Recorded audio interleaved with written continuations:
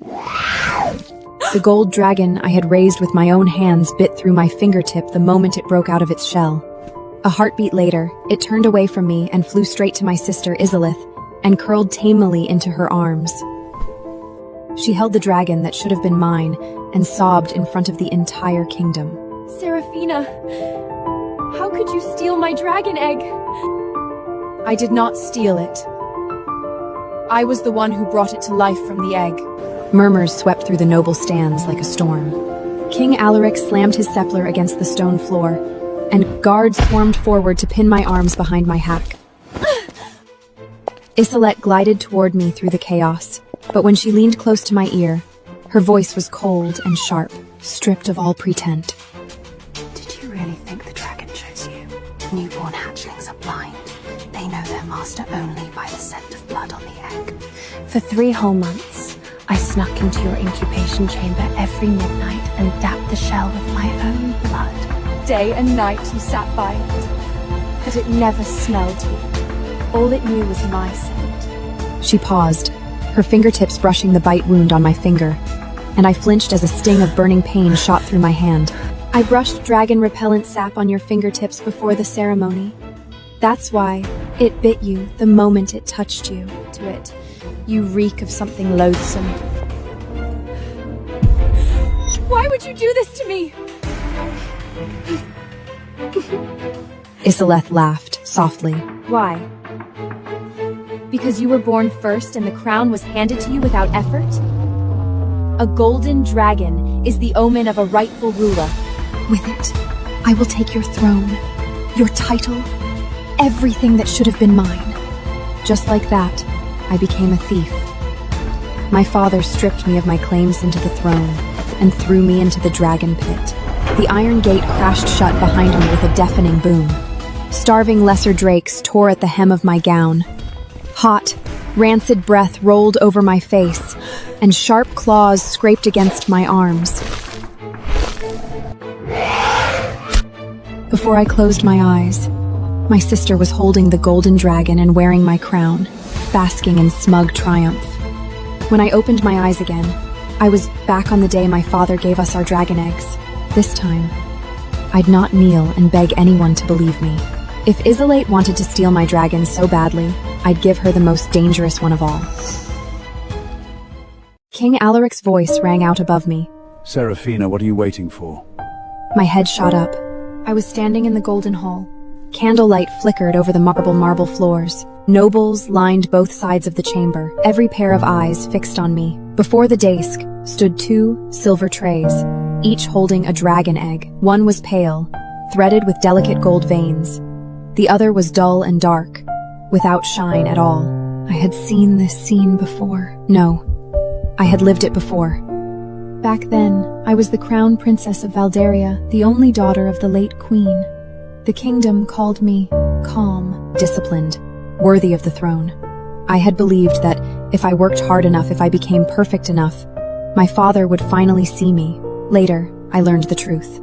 Some fathers don't need a reason to favor one child over another. The child he loved was Isolette, the daughter born to his second queen. It did not matter how many royal laws I memorized, how many court rituals I mastered, or how many noble sons I defeated's training. To him, I'd always be the elder daughter he did not want to acknowledge.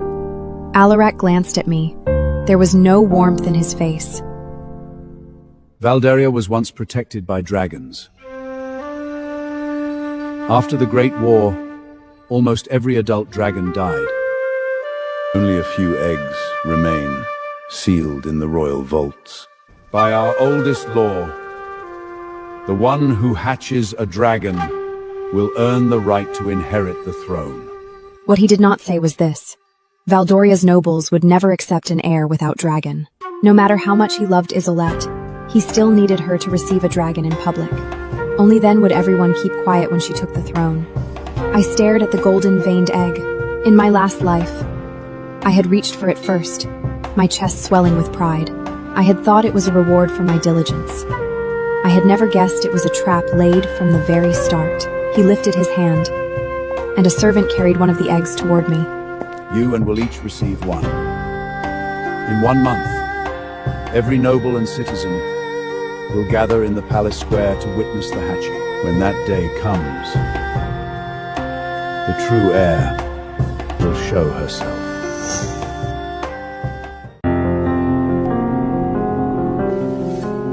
I reached out and took the egg. The shell was cold, exactly as I remembered. A ripple of whispers moved through the hall. Isolde stood beside our father in a white gown, her golden hair falling over her shoulders. She looked soft, innocent, like a cherished little princess who had never done anything cruel in her life. But when she looked at me, a familiar flash of triumph crossed her eyes. It was the exact same look she had worn as she watched me fall into the dragon pit. Isolde came to my side. Her voice was soft enough that only the two of us could hear.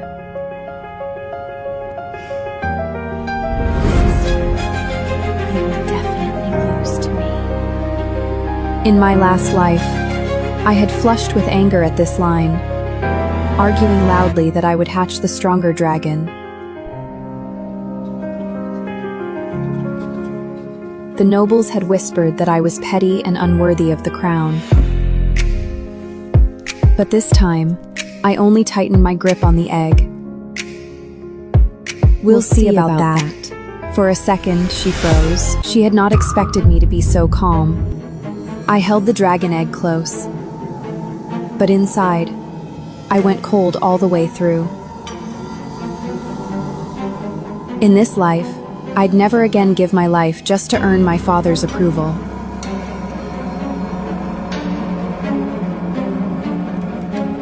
After I returned to my old tower, I dismissed every maid. I placed the dragon egg on the table and stared at it. In my last life, this was the egg that hatched into the gold dragon. Before it broke open, it had answered my voice from within the shell.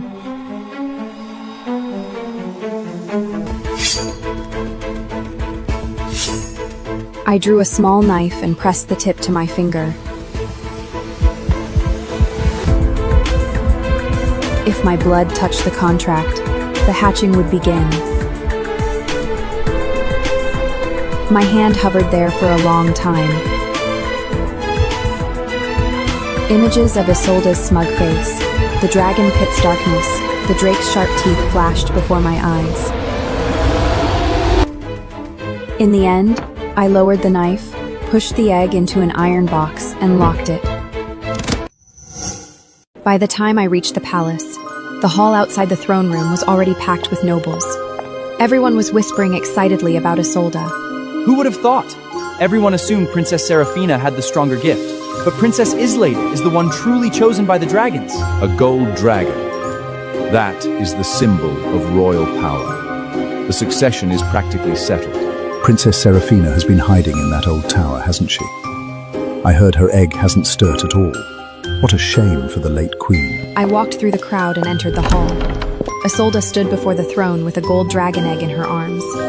Golden light wrapped around her like a halo, making her look like a saint anointed by the dragons. One glance was enough to turn my blood cold. It wasn't the egg hidden in my tower, but the gold markings, the cracks forming in the shell. Even the heartbeat coming from inside it, everything matched the egg I had awakened with my own hands. A chill crept slowly up my spine. My egg was still in the hidden chamber beneath my tower. Martha had been guarding it without leaving her post. The windows were sealed. My own people watched the door. Not even a bird could get in. So maybe the problem was never that someone stole the physical egg. Perhaps something had been redirecting the results of my hatching to Isolde all along. Isolde saw me and her eyes lit up. She adjusted her hold on the egg, holding it higher as if displaying a trophy. Sister, you came. She carried the gold egg toward me, smiling sweetly. Sis, I didn't think you'd show up. It must hurt, watching your little sister hatch a gold dragon first. No matter how hard you try, the dragon always ends up mine. I did not smash the egg. I did not hurt the young life sleeping inside. The egg was not the one at fault. The people using it to trap me were. At the northern edge of the palace grounds stood an old dragon roost that had been sealed for years. My mother had told me of it when I was small, her voice soft as she spoke of the gold egg she had hidden there, a gift left for me when I came of age. Under the cover of night, I slipped past the sleeping guards and pushed open the rusted iron gate. Ash swirled up around my boots, thick with the scent of burnt scales and old magic. At the very back of the roost, half buried in cold ash, I saw it. It was small, but the moment I drew close, it trembled. From that night on, I began hatching a dragon again. I snuck to the roost every midnight, sitting for hours with the egg pressed to my chest, whispering old dragon lullabies my mother had taught me. Day by day, the shell grew brighter, the gold veins glowing like molten sunlight. On the 20th night, I pressed my ear against it and heard a faint heartbeat from within. It was alive. It was mine. Then, at dawn on the 21st day, the palace bells began to ring. Martha hurried into my chamber, her face pale.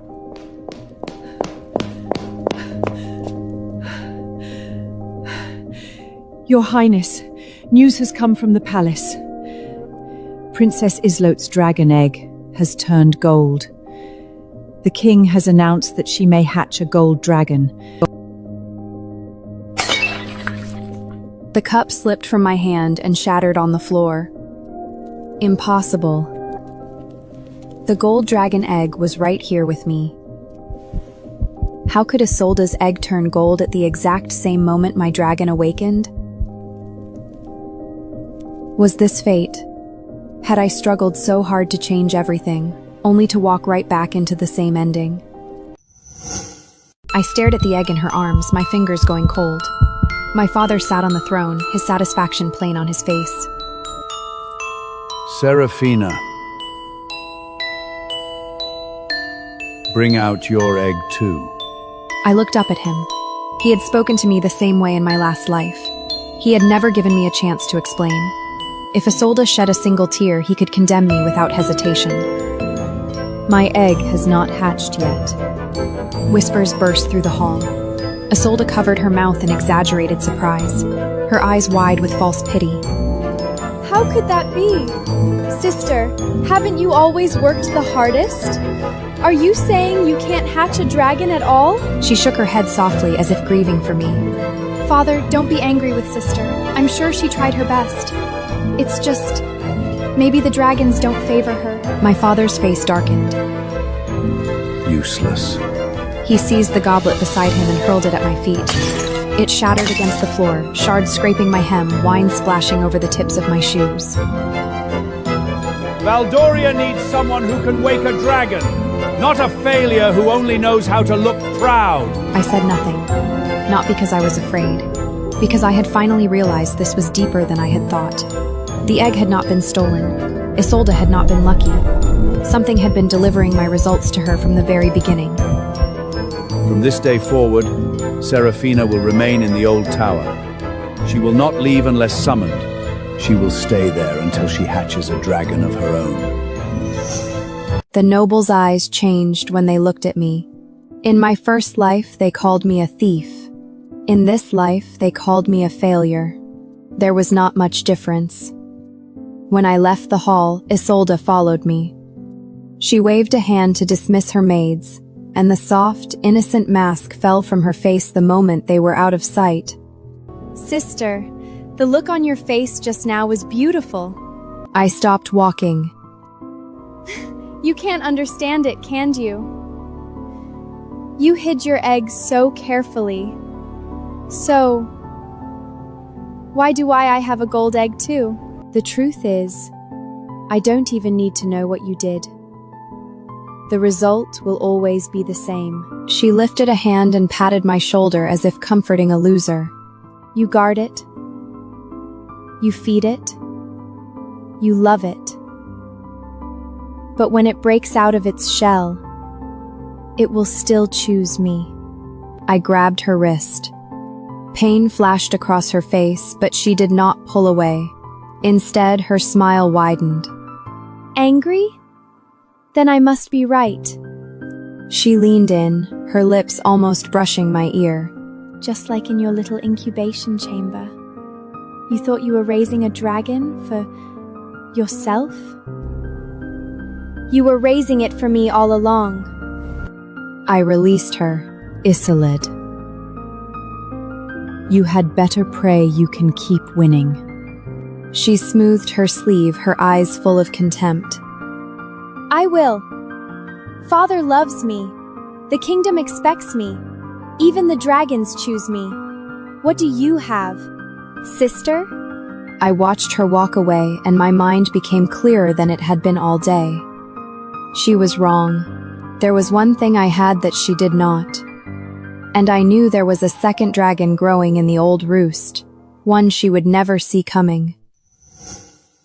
On the third day of my confinement, I began searching through my mother's belongings. At the top of the old tower was a small study. It had been locked for years. My father never came there. Isolde thought it too cold and dreary to set foot in. After my mother died, her books, letters, and some old royal records had been piled inside like dust the whole palace wanted to forget. I sat on the floor and went through them one by one. Most of the books about dragon eggs had yellowed with age. They did not record mysterious legends. They recorded rules. Dragon eggs need warmth. Dragon eggs need quiet. Dragon eggs remember the contract. My hand froze. The contract? I read on quickly. Before a royal dragon egg could be hatched, the hatcher had to sign a magical contract. The contract bore the hatcher's name. When the dragon broke from its shell, it would recognize the name on the contract as its master. Worse, the contract did more than decide ownership. The blood, warmth, voice, and awakening power given by the hatcher would all be credited to the name that truly took effect. Then I saw a tiny note my mother had written in the margin. Queen's note. Beware the double ink. My heart clenched. Double ink was something royal mages used to hide secret orders. A line of writing appeared on the surface, but beneath it, another line, the one that actually took effect, could be concealed. Ordinary eyes could not see it. Only a revealing solution could expose it. At last, I understood where the problem might be. That night, I changed into a maid's dress, slipped past the guards, and broke into the royal archive. In my last life, when I was desperate to prove my innocence, I had knelt there and begged them to let me see the contracts. They did not open the door. They only shoved me down the steps and called me a lying thief.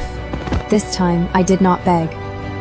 I used the sleeping powder Martha had given me to put the guards to sleep, then took the keys from his belt. Who's there? The guard's voice faded before he could finish. He slid down against the wall, asleep. The archive was cold.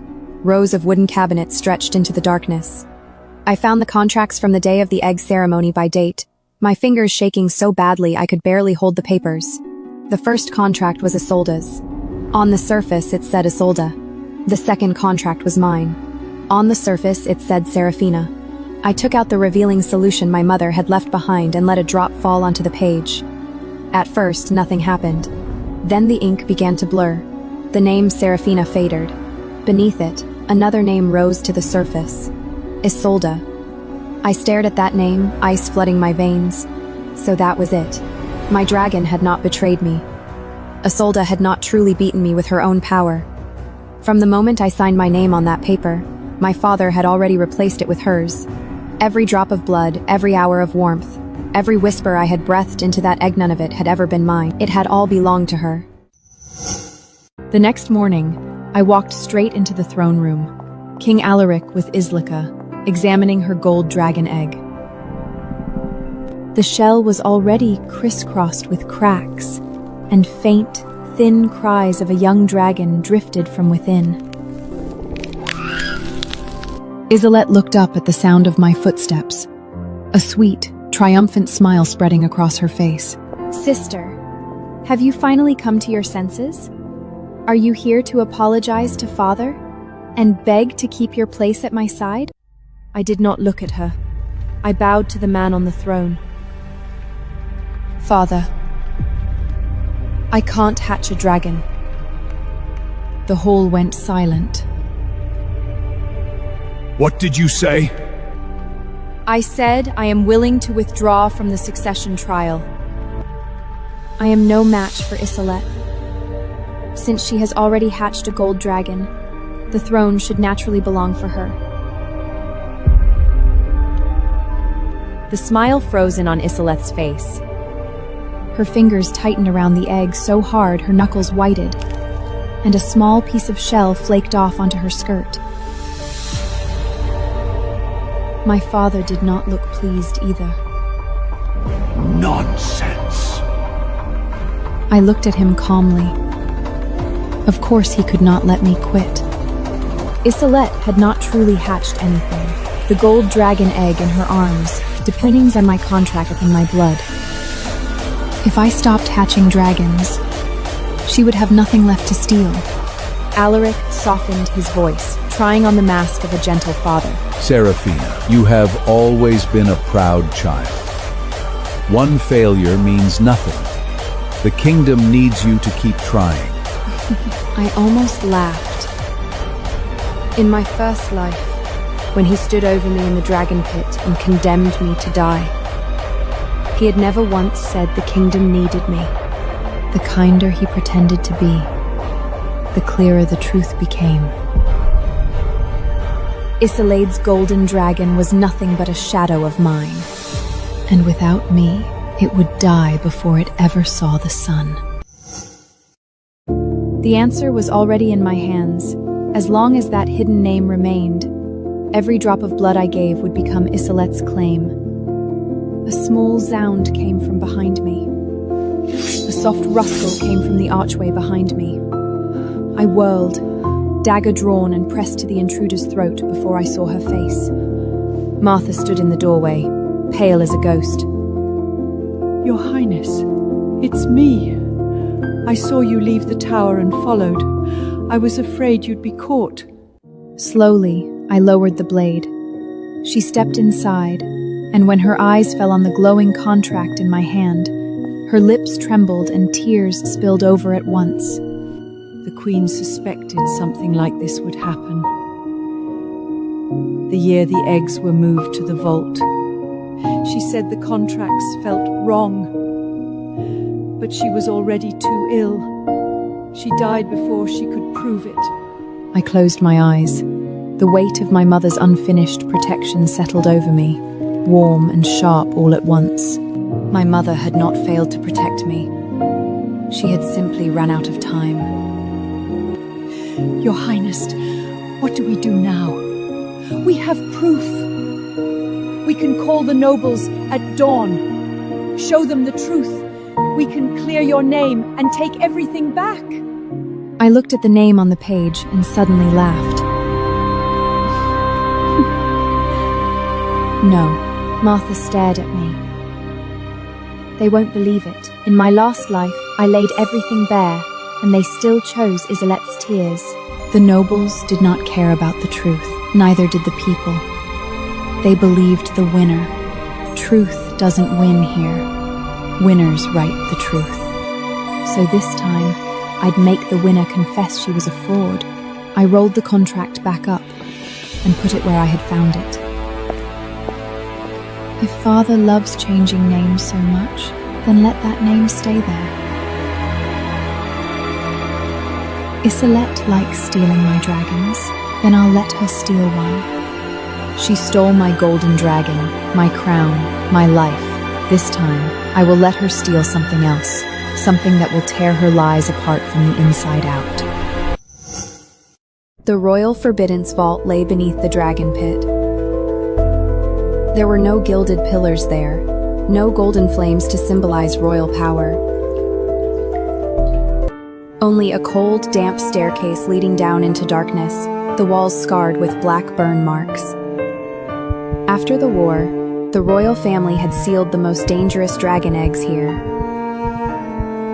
Not because they were noble, because no one dared to hatch them.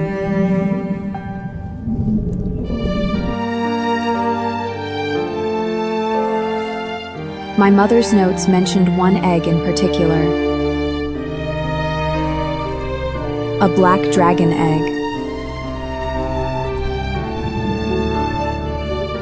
Black dragons were powerful, savage, and almost impossible to tame.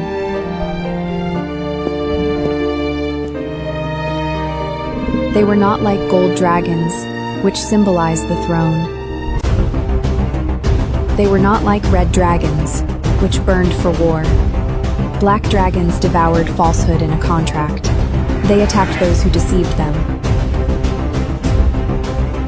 3 kings had tried to bind black dragons to their will over 300 years. All had paid a terrible price. The first lost an entire hand to dragonfire. The second went mad on the day the dragon hatched. The third managed to make the dragon open its eyes, but when he declared himself its master, it bit through his throat.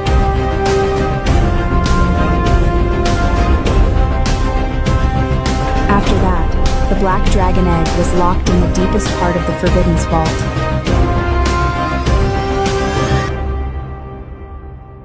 In my first life, I died without ever knowing it existed. In this life, I opened the door. There was no light behind the iron door. I walked in with a torch and saw a jet black dragon egg resting silently on a stone platform. It was much larger than an ordinary egg. There were no markings on the shell. As I approached, the torch flame shrank and dimmed, as if the darkness itself was eating the light. The thing inside was awake. I know you're dangerous. The black egg did not respond. I also know you won't kneel tamely at anyone's feet. This time, the shell trembled lightly. Father, I'm tired. I accept that I am not as capable as Isolth. Please allow me to leave the tower and move to the estate outside the city. I will never touch another dragon egg. No! This time, it was Isolde who spoke. She flinched as soon as she said it, realizing Shatutoshin had broken her gentle ale mask in front of the nobles. Sister, I didn't mean it that way. I only think you shouldn't give up so easily. You are my sister.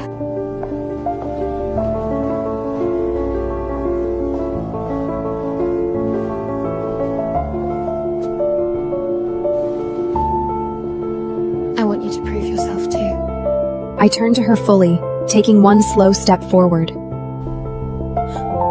She stumbled back half a step before she caught herself. What good would that do you? Isolith's face went pale. Don't you already have a gold dragon? Aren't you about to become the heir? Why are you afraid I'll stop hatching dragons? Several nobles in the hall exchanged puzzled looks. Isolde bit down hard on her lip, tears rolling down her cheeks. Sister, how can you think that of me? I'm only worried about you. In my last life, I'd have rushed to defend myself and ended up looking cruel beside her tears. This time, I only smiled. Then thank you for your concern. I bowed to my father again.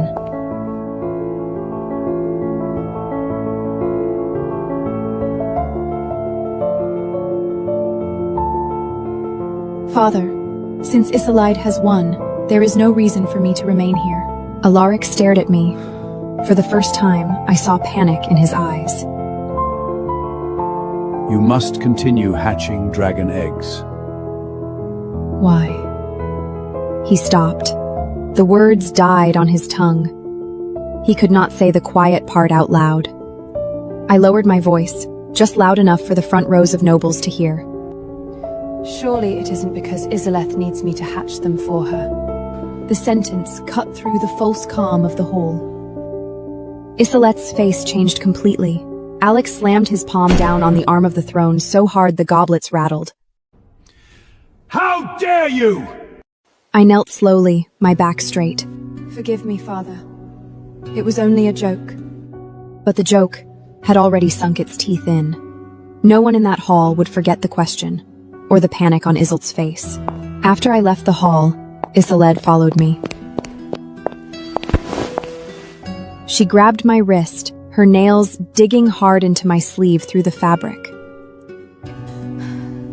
Serafina, what are you planning? I'm planning to give up. You're lying. You must have hidden another dragon egg somewhere. You think You can raise one in secret and take everything back? I pulled my wrist free, brushing off my sleeve as if I'd touched something dirty. Then take your time looking. Search every tower, every cellar, every corner of the palace. I won't stop you. Her chest and fell with anger. She leaned in, her voice low and vicious. Don't think you can threaten me. Father will stand with me. The nobles will stand with me. As long as I say you stole something from me. They will throw you into the dragon pit.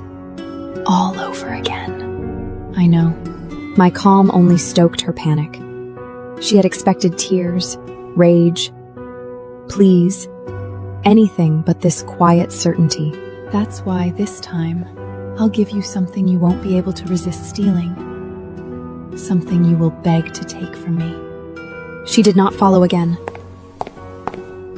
The bait was already set, and I knew she would bite.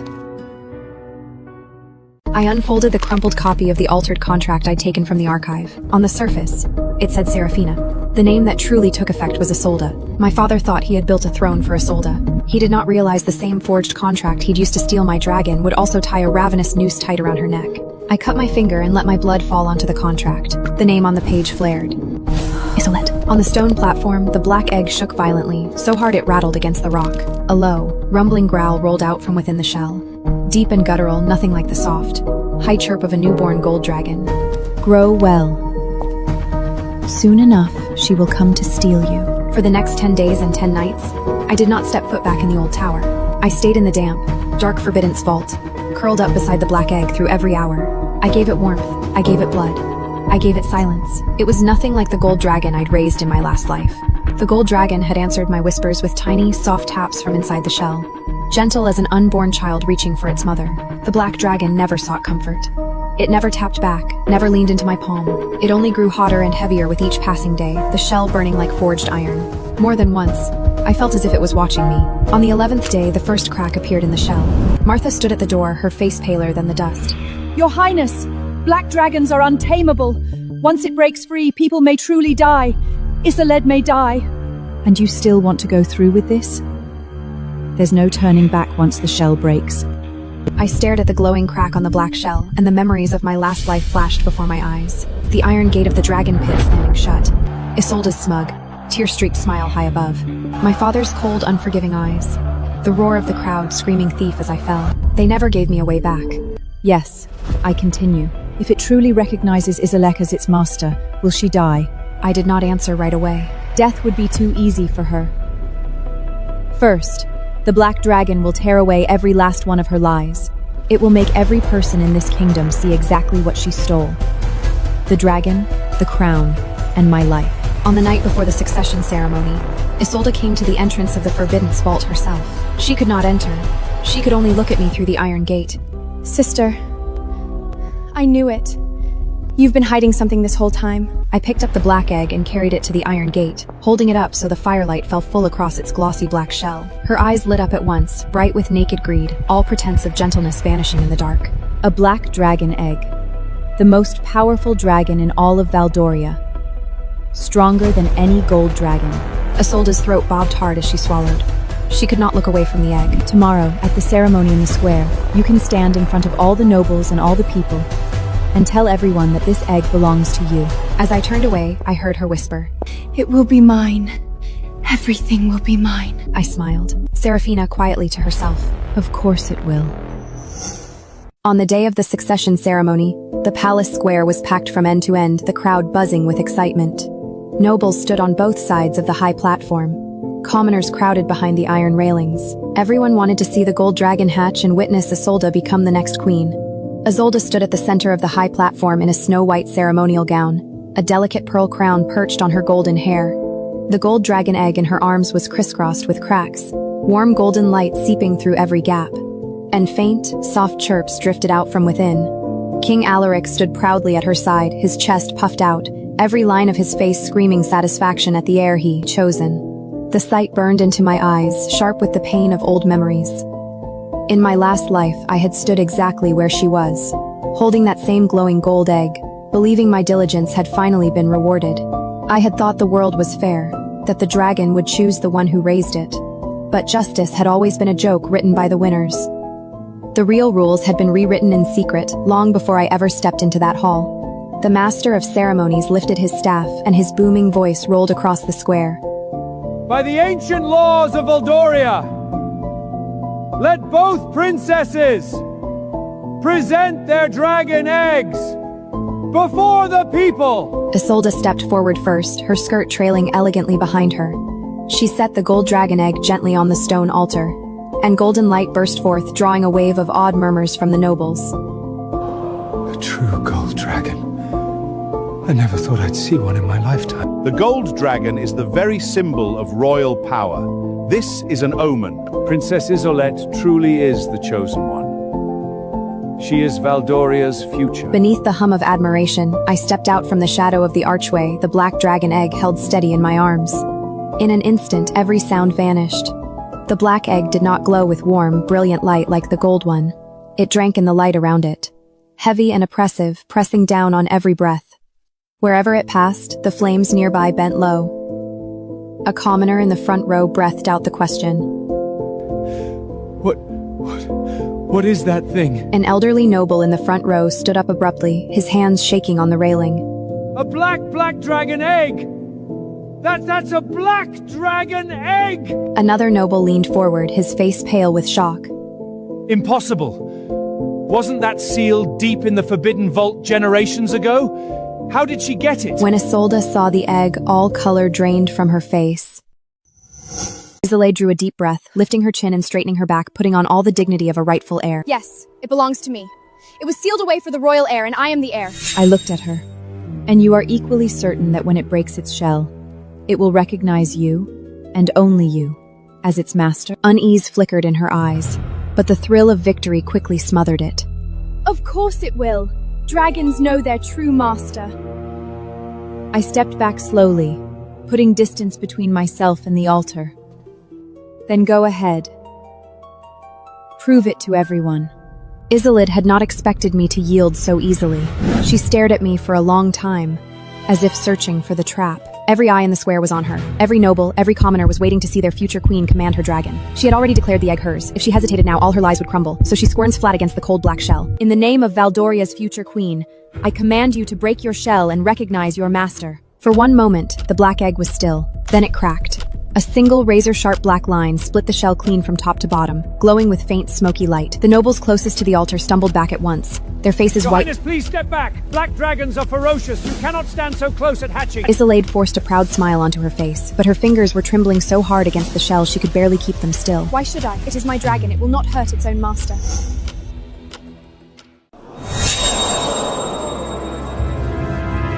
Before the crowd could finish whispering, Isolde suddenly stepped forward to the edge of the platform. Sister, why do you keep doing this? I stopped and looked at her. Tears filled her eyes right on cue. Was stealing my gold dragon egg not enough? Now you've snuck into the Forbidden Vault to steal my black dragon egg too? The square exploded into an uproar. Angry shouts and murmurs rolled over me like a wave. I heard the crowd call me greedy, shameless, a thief who would do anything for power. I heard them say I'd never change, that I'd always been jealous of my sister. I heard a woman's sharp voice yell that I was not worthy of being a princess, not worthy of the royal blood in my veins. On the throne, King Alaric rose slowly. Serafina, hand over the black dragon egg at once. I did not move. On what grounds? His gaze cut through the noise. Isolde has said it belongs to her. I laughed. So that's the law of the palace now? If she says it is hers, then it is hers? Isolde shook her head, tears spilling down her cheeks. Sister, I know you hate me for being loved by father, but you can't steal from me again and again just because you want the throne. The gold dragon chose me, and you refused to accept it. Now you've gone and stolen the black dragon too. What else do you want from me? Do you want my life? In my last life, I had lost everything to those tears. I'd shouted, I'd argued, I'd begged, and I'd still looked like a cruel bully beside her soft weeping figure. But this life, there's no invention of explaining myself. I would not beg. I would not yell. I stepped up onto the platform, walked to the altar, and set the black dragon egg down right beside the glowing gold one. Isolde, are you certain this black dragon egg belongs to you? In front of Father, in front of every noble, every citizen standing in the square, are you certain you want to swear before all of them that this is your dragon egg? Isolde's eyes darted to King Alaric, searching for reassurance. Alaric nodded almost imperceptibly. I saw it. Good. Just like last time, they had chosen greed over truth. The moment the second crack split open, the sky above the square darkened. It was not that clouds had rolled in to cover the sun. It was as if something inside the shell had reached up and swallowed all the light in the air. One torch after another bent low. Even the faint cries from the gold dragon egg suddenly stopped. Isolde's hands were still pressed tight to the black shell, but her knuckles had gone white. Her smile froze. This is wrong. This is all wrong. A black dragon's hatching is thunder and fire. It should not be this quiet. This is unnatural. The next second, with a sound like shattering obsidian, the entire shell burst apart. A young black dragon crawled out. It was not large, but the entire square fell into dead silence.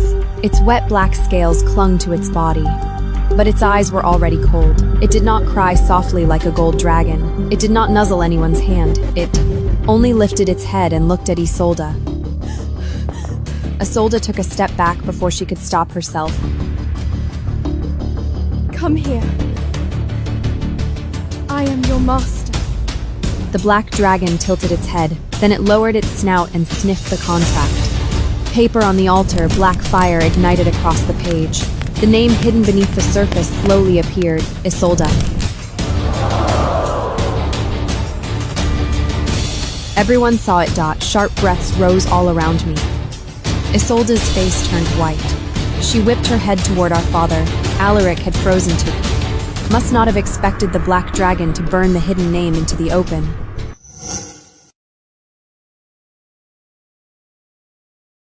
The black dragon took one slow, deliberate step toward Isolde, its claws clicking sharp on the stone altar. At last, panic broke through her composure. No, it wasn't me! This is a trick! She backed away, her voice shaking. I didn't hatch you! She did! Seraphina hatched you! She's the one who fed you her blood!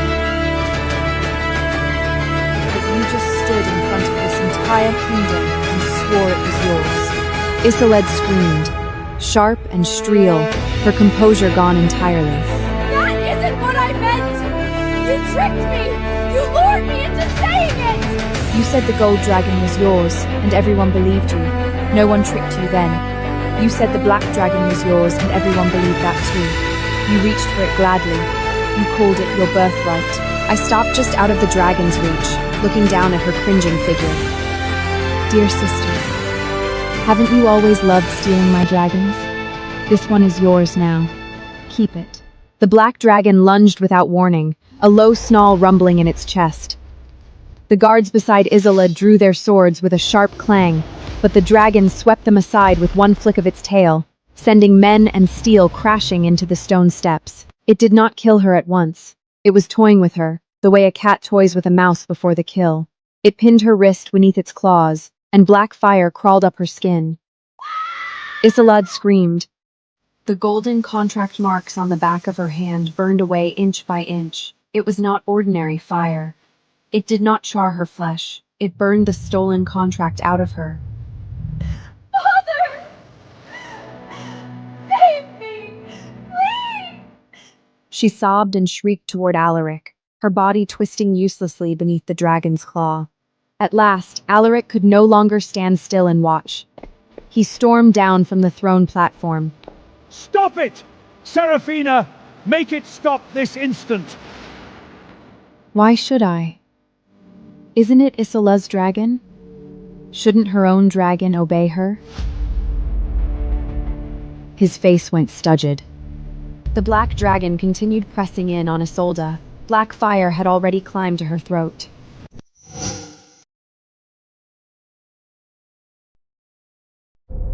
Her carefully arranged hair had fallen loose. Her pearl crown dropped to the ground and shattered beneath her own foot. She no longer looked like a noble princess. She looked like a fraud finally being exposed. Father! Tell them! Say it out loud! will burn me alive! I don't want to die! Every eye in the square turned to the king. Curiosity, doubt, judgment, all of it landed on him at once. I walked toward him. Tell them what, father? Alaric stared at me, hatred and fear warring in his eyes, his hands clenched at his sides. I lowered my voice. Father, don't you love Isolith most? Saving her is simple. Tell everyone why every dragon I hatched, every drop of blood I gave, all ended up recognizing her as their master. His lips trembled. Seraphina, must you destroy the royal family? Must you humiliate us in front of every subject? I smiled. Didn't you already do that? The day you altered the contract? The day you threw your own daughter into the dragon pit? You destroyed the royal family's honor yourself. The black dragon growled again, and Isolde's scream tore through the square. Finally, Alaric closed his eyes. It was me. I changed the name on the contract. Wind swept across the altar, scattering the ashes of the burned contract into the air like black snow.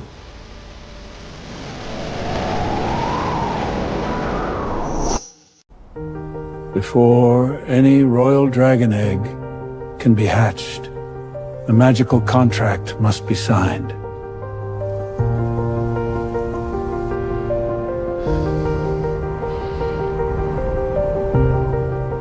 When the dragon breaks from its shell, it recognizes the name on the contract as its master. I ordered the royal mages to use double ink on Seraphina's contract.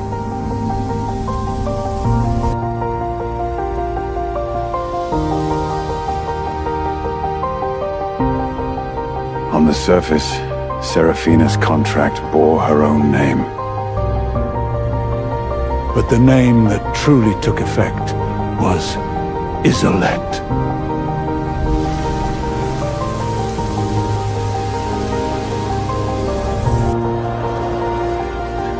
Gasps erupted from the crowd. Isolde was crying so hard she could barely breathe, but she still shook her head wildly. No! No, it wasn't me! Father did it! I didn't know anything! I knew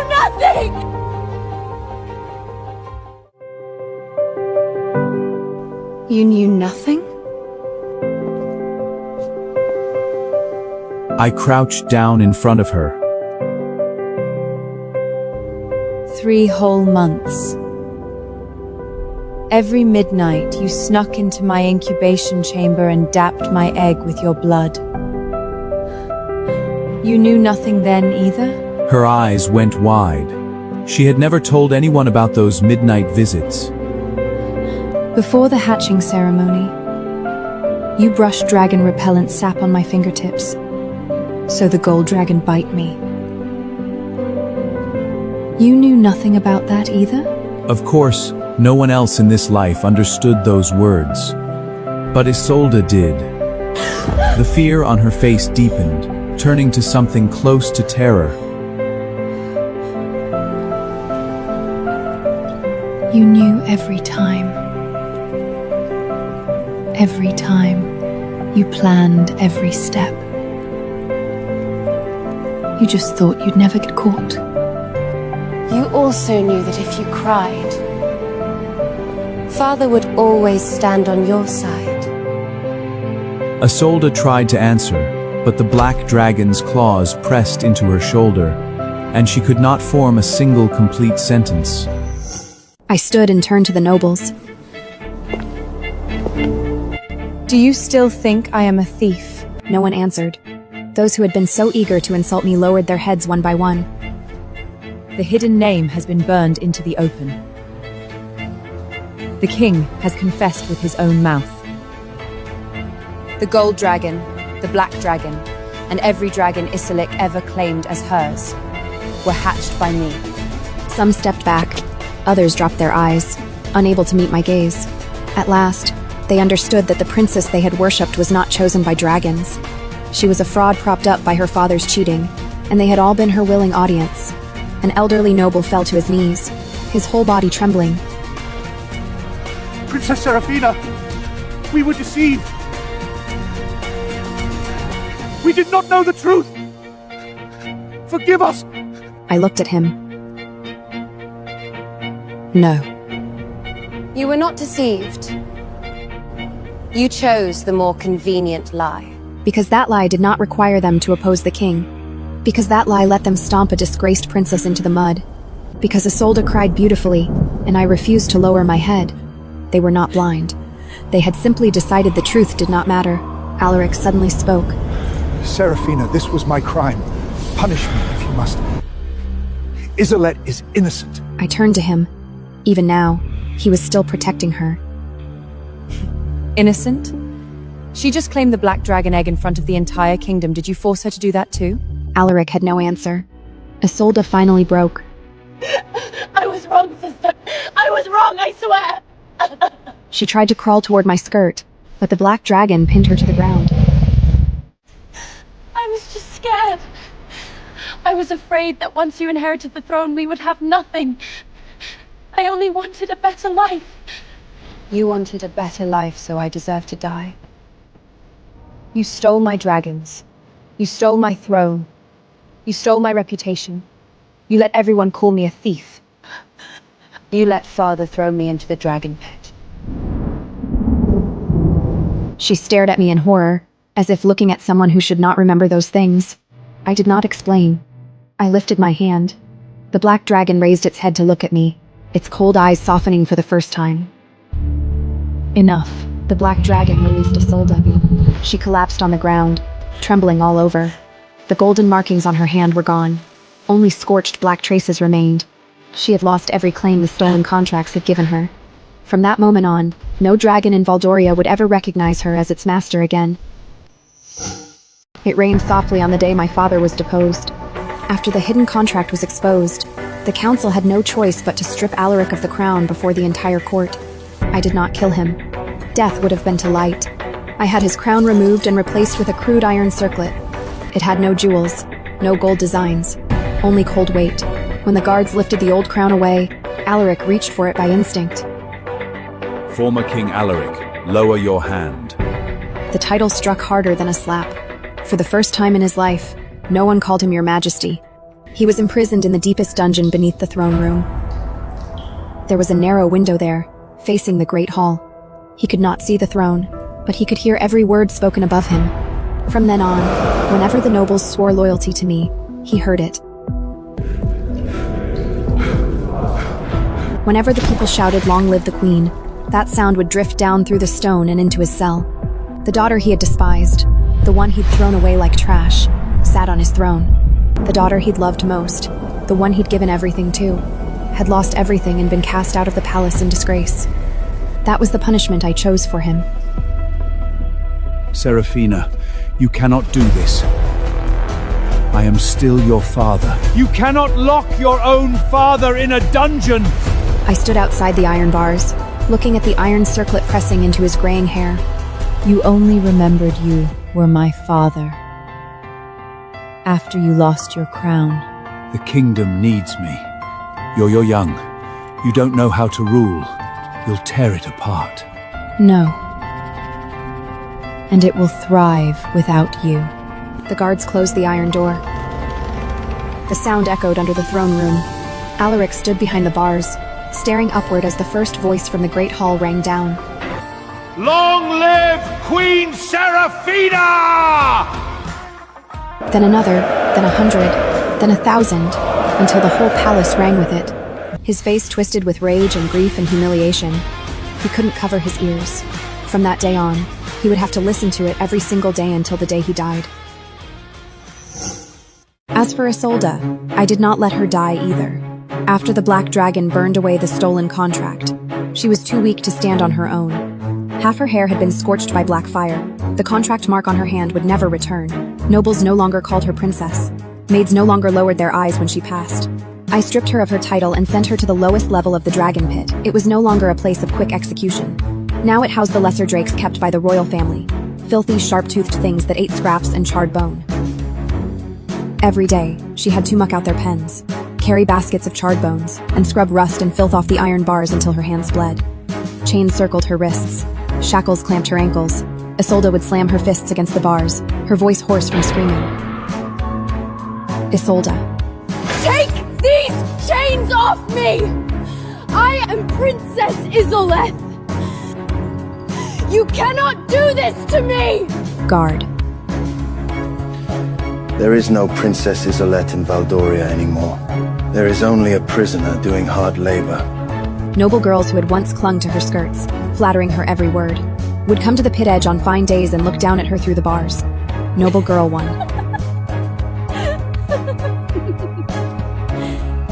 Is that the former Princess Isolde? The one who used to call us common and unworthy? Noble girl 2. She looks like any other servant now. Hard to believe she almost wore the crown. Noble girl 3. I heard she never hatched a single dragon egg herself. Every bit of it was stolen from the queen. Whenever she heard those words, she would throw herself at the bars like a wild animal, spitting and screaming. Isolde. Liar!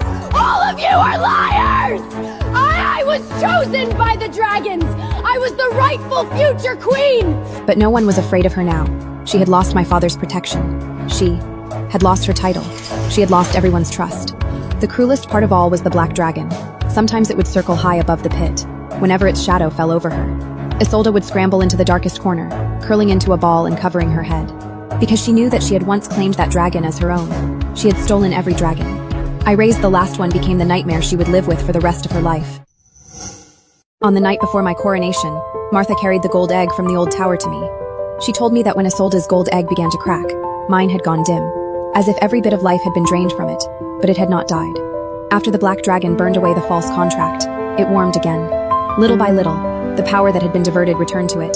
The gold veins on the shell glowed once more, like a late sunrise. Martha. Your Majesty, it waited for you. I touched the shell with my fingertips. Serafina. I made it wait too long. On the day I was crowned, the blood had already been washed from the square by rain. The gold dragon from my old tower finally hatched. It was small, its scales bright, its eyes clear.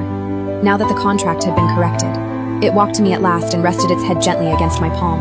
The entire square knelt. Crowd. Long live the Queen! I looked down at the warm gold dragon in my hand, then lifted my gaze toward the highest tower. The black dragon perched there, silent. One symbolized the throne, the glory, the hope of the kingdom. One symbolized the price. The truth, the cost of every lie. Valdoria would no longer be ruled by lies. That same day, I abolished every clause in the old contracts that allowed a king to alter them in secret. From then on, every dragon egg contract had to be signed in the presence of the council. Noble witnesses, and representatives of the people, no one would ever again use double ink to steal a name. I also opened the royal vaults and ordered every sleeping dragon egg to be registered again. Dragons would no longer be tools for a father to favor one daughter over another. They belonged to the ones who truly awakened them. The first public dragon egg registration under the new law was held in the same square where Isolde had once lied. This time, there was no hidden ink. The contract table stood in the open. 3 counselors to noble witnesses and 5 representatives of the people watched every name written down. A baker's son stepped forward with shaking hands. Your Majesty, may someone like me really try? I looked at the small copper-colored egg resting before him, an egg once deemed unworthy of royal blood, left to gather dust in the vaults. If you are willing to give it your blood, your warmth and your patience, then you may try. Dragons do not care about birth. They care about who wakes them. The boy lifted his head, his eyes bright. He took a small knife, cut his fingertip, and signed his name clearly on the contract. The crowd murmured, not in fear this time, but wonder. At that moment, a pair of guards led Isolde through the edge of the square, on their way to deliver ash from the dragon pens. She was bent under the weight of a heavy basket, chains clinking with every step. She stopped when she saw the boy at the contract table. A baker's child? You let a baker's child touch a dragon egg? People turned to look at her. People turned to look at her. A laugh broke out first, then another, then more. Better a baker's child with his own name on the contract than a princess who stole every name she ever had. Isolde lunged toward the table, chains dragging across the stones. Dragons belong to royal blood! The copper egg trembled. A tiny crack appeared in the shell. The boy gasped, his hand flying to his mouth. It moved. The gold dragon beside me lowered its head, calm and watchful. The black dragon's shadow slid across the square from the high tower. Isolde froze under that shadow. I stepped between her and the table. The guard pulled Isolde back toward the pit. No. Dragons belong to the ones who truly awaken them. She screamed and struggled until her voice cracked, but no one looked at her anymore. Behind her, the small copper dragon pushed its way out of the shell and crawled unsteadily toward the baker's son, nuzzling his hand. The crowd burst into cheers for a child Isolde would once have stepped over without a glance. That sound hurt her more than chains. The first winter of my reign was harsh. Not all the nobles King Alaric had left behind accepted me. Some swore loyalty to my face while secretly trying to support distant relatives for the throne. I did not rush to kill them. I let them expose themselves. One duke tried to bribe a witness during a public dragon egg registration to have his son's name secretly added, and the witness's testimony read aloud in the square. Then I stripped him of all his lands in front of his own family and his own people. Your Majesty, this is only a misunderstanding. A servant acted without my knowledge. Then let this misunderstanding be clear to everyone.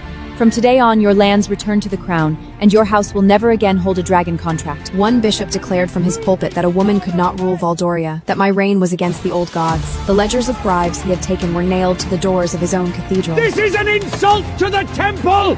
No. Taking gold from villages where children froze to death was the insult.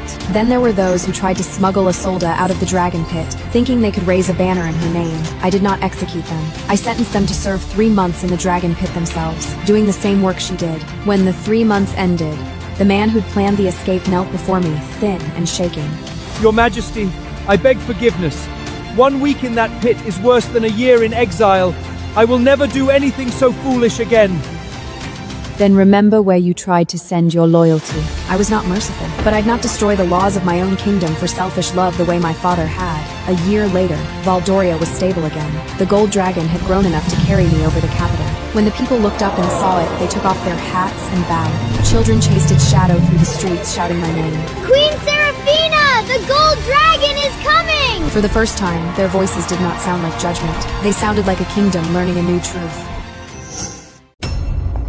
Sometimes, I visited Alarep in the dungeon. He aged quickly in that dark cell.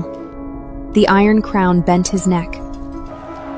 The king, who once sat above everyone, now had only a damp stone bed and the sound of cheering from above. Seraphina. He called once through the bars. Can you truly never forgive me? I am your father. I looked at him.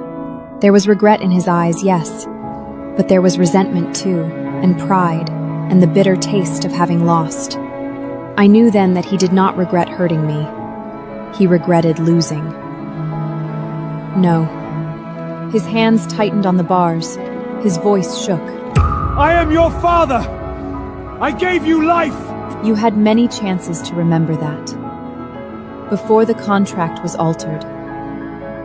Before I was thrown to the drakes.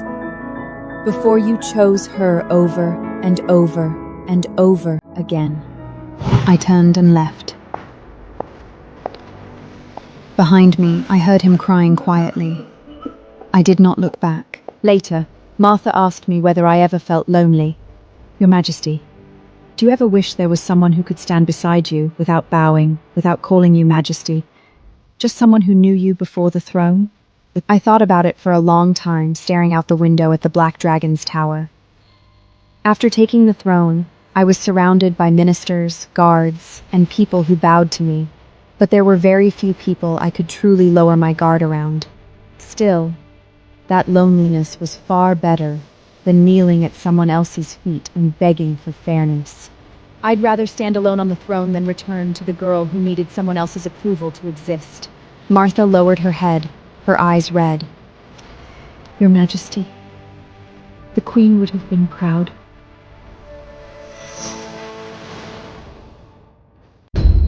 Over the years, dragons slowly returned to Valdoria. Not every egg hatched. Not everyone who tried succeeded.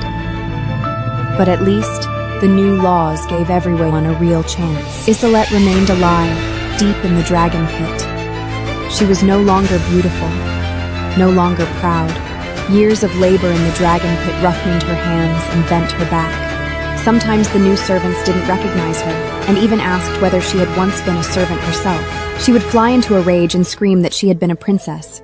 I am a princess! I was Valdoria's future queen! You dare speak to me like that! Then everyone would laugh. A princess? In the dragon pit? What princess cleans dragon filth down here? What she could not bear was not the hard work. It was that no one believed in her nobility anymore. The identity she had valued most had become the biggest joke of all. As for the black dragon, it never belonged to anyone. It still lived on the highest black tower of the palace. Sometimes it landed outside my window and watched me with those cold eyes. I knew it was not obedience. It was not affection either. It simply remembered that I had let it hatch. That was enough. Years after my coronation, one of Isolda's former flatterers came to the dragon pit at midnight. The woman had once knelt beside Isolda's skirts, praising her beauty, her purity, and her so-called destiny. Now she wore a dark cloak and carried a hidden key stolen from a drunk guard. Old noblewoman. Isolette, be quiet and come with me. Isolda lifted her head from beside the filthy stone trough. For one impossible second, light returned to her eyes. Isolda. I knew it. I knew someone still remembered who I am. Old noblewoman. There are still people who hate the new queen. If we get you outside the city, they can use your name. Isolda grabbed the bars with both hands. Isolda. Use my name. No. They will kneel to me. I am the true princess! A lesser drake raised its head and growled. The guards appeared from both ends of the passage, swords drawn. Guard. Step away from the prisoner. The noblewoman dropped the key. It rang against the stone floor. I walked down the stairs behind the guards, my cloak untouched by the rain. Isolda's face changed from joy to horror. Serafina. Still trying to steal something that isn't yours? Isolda. You set this up! You knew she would come! No. I let greed walk where it wanted. The old noblewoman collapsed to her knees. Old noblewoman. Your Majesty, mercy! I only thought the old bloodline! Serafina. The old bloodline nearly destroyed Valdonia with forged contracts and stolen dragons. I ordered the woman stripped of her remaining title and assigned to the dragon pit for 1 year. Then I looked at Isolda. Serafina. For encouraging escape, your chains will be moved to the lower pens. Isolda. No! Not there! The lower pens housed the smallest drakes, but they were the cruelest. They snapped at ankles, spat sparks, and never slept quietly. As the guards dragged her down the steps, Isolda finally screamed without pretending to cry. Serafina! I am your sister! I did not answer. It's too late to awaken to family ties now. The next morning, Alaric heard the news before I went to him. The dungeon carried sound strangely. Cheers from the throne room drifted down. So did screams from the passages leading to the dragon pit. Alaric gripped the bars.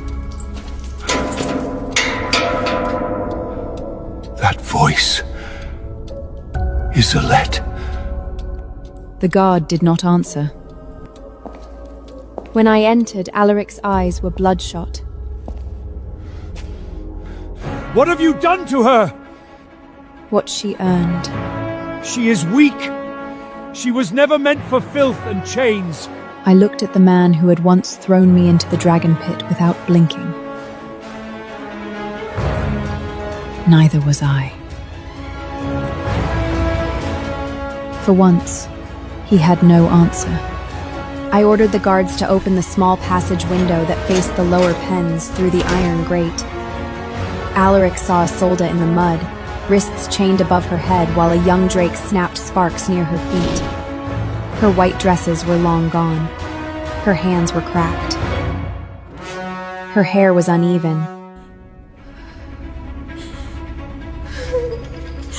Father! Father, tell them to stop! Alaric staggered back as if the sight had struck him. Seraphina, please. Whatever I did, she should not suffer for it. You still don't understand. I stepped closer to the bars. She did not suffer for your crime. She suffers for her own. She was young. She was old enough to hold my dragon and call me a thief. The words landed between us like a blade. Above us, the morning council began. Long live Queen Seraphina! The sound poured into the dungeon. It also poured into the passage where Isolde was screaming. For the first time, father and daughter heard the same truth from opposite cages. They had lost the kingdom they stole. Many years later, a historian asked whether I regretted hatching the Black Dragon. Your Majesty, the Black Dragon changed the fate of Valdoria. Did you never fear that it would destroy more than lies? No. Without the Black Dragon, I might still be explaining my innocence to people who had never wanted to hear the truth. Now they did not need to believe me. They only needed to remember that day. Remember that Isolde had claimed the Black Dragon egg as hers with her own mouth. Remember that Alaric had confessed with his own mouth that he had changed the contract. Remember how the princess they called a thief and a failure shattered the lie beneath her feet and took the throne.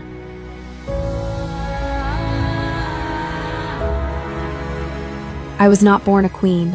I was made one by betrayal, death, and rebirth, so what? Valdoria did not need a girl spoiled by her father's love. It needed someone who could see a lie clearly and dare to burn it down with her own hands. And I, Seraphina, did exactly that. Martha stood by the window, watching the gold dragon circle over the capital. Your Majesty, the people are gathering again. I looked down from the tower. Children were running through the streets beneath the dragon's shadow. Merchants paused their stalls. Soldiers lowered their spears in salute. No one shouted thief, no one shouted failure. They shouted queen. Far below the palace, Alaric could still hear them from his dungeon. Deeper still, Isolde could hear them from the dragon pit. That was the final justice. They would live long enough to hear. The name they tried to erase become the name the kingdom trusted most. The Black Dragon opened its wings on the highest tower. The gold dragon lowered its head beside me. I placed my hand on the window ledge and looked over Valdoria. Let the record show this clearly. A stolen crown can be returned. A stolen name can be burned clean. But a queen who has died once will never kneel again.